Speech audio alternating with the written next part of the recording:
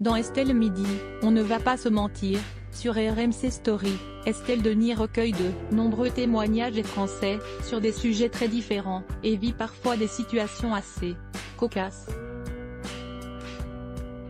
Ce mercredi 8 février, la journaliste abordait un sujet pour le moins épineux, l'infidélité. Et elle a été quelque peu choquée par les confidences d'un auditeur, un certain Philippe, de Nevers, éducateur sportif. J'ai été infidèle toute ma vie, a-t-il confié de but en blanc. Ah quand même, s'est alors interloqué Estelle Denis. Philippe a fait beaucoup rire les chroniqueurs en plateau quand il a demandé, un peu infidèle, c'est à partir de combien, point d'interrogation. Cela a donné un ordre d'idée de la somme des tromperies de ce monsieur au cours de sa vie. Mais désormais, Philippe est fidèle. Avec sa nouvelle épouse, la troisième, dont il semble très amoureux, ils ont trouvé une solution pour ne pas aller voir ailleurs. Avant d'expliquer pourquoi et comment il était devenu fidèle, Philippe a raconté à Estelle ce qu'il avait fait subir à ses deux premières épouses.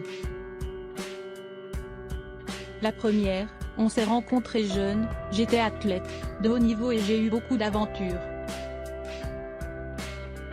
Je n'ai jamais eu de culpabilité mais par contre, je ne lui disais rien, a-t-il expliqué. Et d'ajouter, j'ai divorcé, paf, qu'elle l'a appris par quelqu'un d'autre. Quid de la deuxième femme de sa vie? Je lui ai dit une fois que je suis tombé amoureux de celle qui est devenue ma femme actuellement. Estelle Denis a réagi à cette information.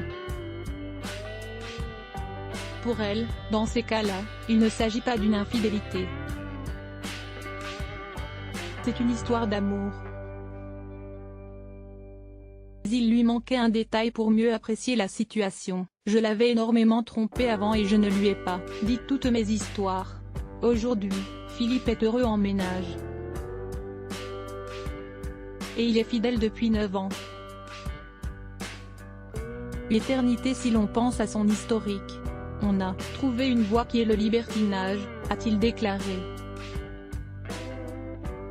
En parallèle, Philippe a fait un travail sur lui et a consulté une psy pour mieux se comprendre. Se confier, communiquer, n'est-ce pas là la clé du bonheur? Article écrit en collaboration avec 6 médias. Crédit photo, capture d'écran, RMC Story.